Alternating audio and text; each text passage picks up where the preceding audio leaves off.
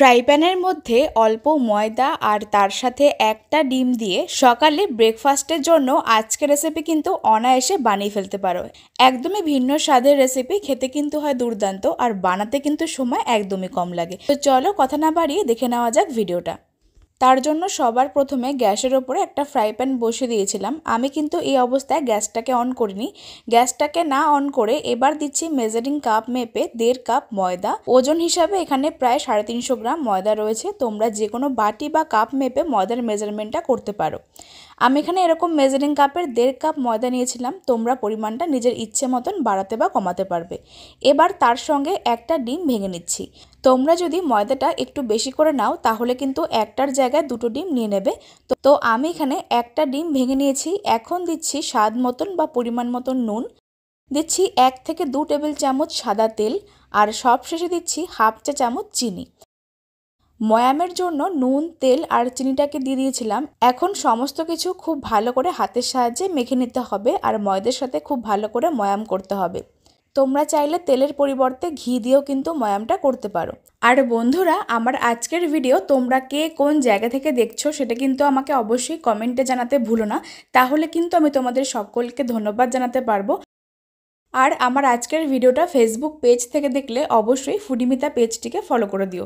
দেখতেই পাচ্ছ আমি এখানে কিন্তু কোনো রকম গ্যাসটাকে না জ্বালিয়ে হাত দিয়ে প্রথমে শুকনো অবস্থায় খুব ভালো করে ময়দার সঙ্গে মেখে নিচ্ছি।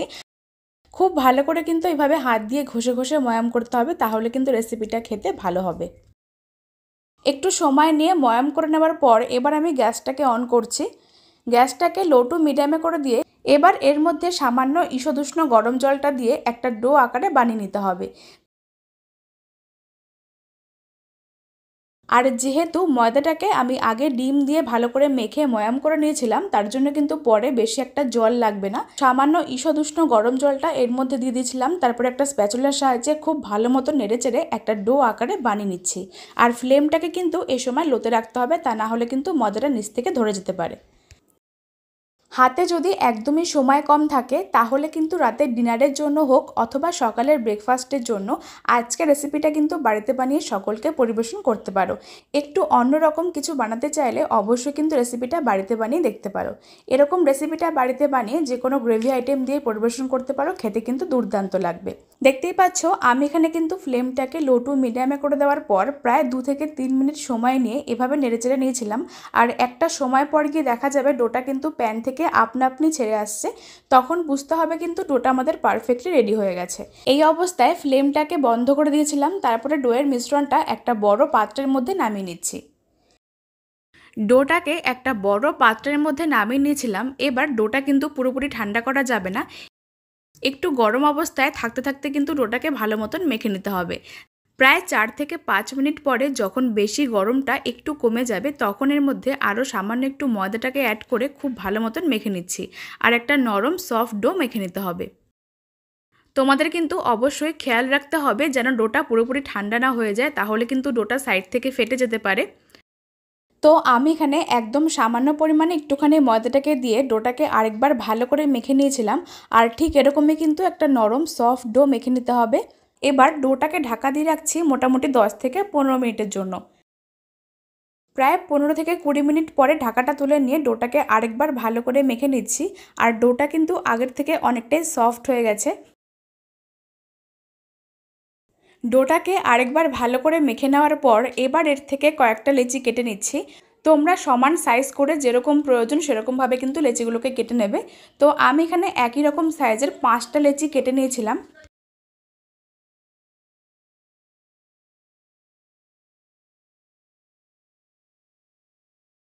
এবার এর থেকে একটা লেচি নিয়ে শুকনো ময়দা ছড়িয়ে বড় পাতলা রুটি বেলে নিচ্ছি। একটু সময় নিয়ে ঠিক এরকম একটা পাতলা রুটি বেলে নিয়েছিলাম, তোমরা দেখে নিশ্চয়ই বুঝতে পারবে। এবার এর মধ্যে সামান্য কয়েক ফোঁটা তেল দিয়ে খুব ভালো করে ছড়িয়ে নিচ্ছি। 2 থেকে 3 ফোঁটা তেল এভাবে খুব ভালো করে কিন্তু ছড়িয়ে নিতে হবে। তারপরে সামান্য পরিমাণে শুকনো ময়দা এভাবে ওপর দিয়ে ছড়িয়ে দিতে হবে। তেল আর ময়দাটা এভাবে ছড়িয়ে দেওয়ার পর এবার আমরা এটাকে ধরে রোল করে নিচ্ছি। তোমরা কাজটা একটু লক্ষ্য করলেই বুঝতে পারবে। নর্মালি আমরা এটাকে রোল করে নিয়েছিলাম, এবার তারপরে এটাকে একটু চ্যাপটা করে নিয়ে তার উপরে আবার একটু তেল মাখিয়ে নিচ্ছি। তার উপরে আবারও সামান্য পরিমাণে গুঁড়ো ময়দা ছড়িয়ে দিতে হবে। এতে করে পরোটাগুলোর লেয়ার কিন্তু পুরো পারফেক্টলি বোঝা যাবে আর খেতেও কিন্তু দুর্দান্ত লাগবে। তোমরা চেষ্টা করবে এইভাবে করে পরোটাগুলোকে বানাতে, তাহলে কিন্তু প্রত্যেকটা পরোটা পারফেক্ট হবে আর প্রত্যেকটা পরোটার লেয়ার কিন্তু ছেড়ে ছেড়ে আসবে। দেখতেই পাচ্ছ আমি এখানে কাজটা কিভাবে করে নিয়েছিলাম। তেল আর ময়দাটাকে আরেকবার ভালো করে ছড়িয়ে নিয়ে এবার এটাকে গোল করে ভাঁজ করে নিয়েছিলাম। এইভাবে করে আমরা বাকি প্রত্যেকটা লেচি কিন্তু প্রথমে বানিয়ে নেব। সবগুলো পরোটা বানাবার জন্য এভাবে লেচিগুলোকে বানিয়ে নেওয়ার পর এবার তার থেকে একটা লেচি নিয়ে আবারও শুকনো ময়দা ছড়িয়ে ভালো করে বেলতে হবে।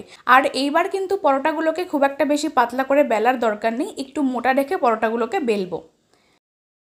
দেখতেই পাচ্ছ আমি এখানে শুকনো ময়দা ছড়িয়ে ঠিক এরকমই থিকনেসে একটা পরোটা বেলে নিয়েছিলাম আর বাকি প্রত্যেকটা পরোটা কিন্তু এইভাবে বেলতে হবে। এবার পরোটাগুলোকে ভেজে নেওয়ার জন্য গ্যাসের ওপরে একটা চাটু গরম করতে বসিয়ে দিয়েছি।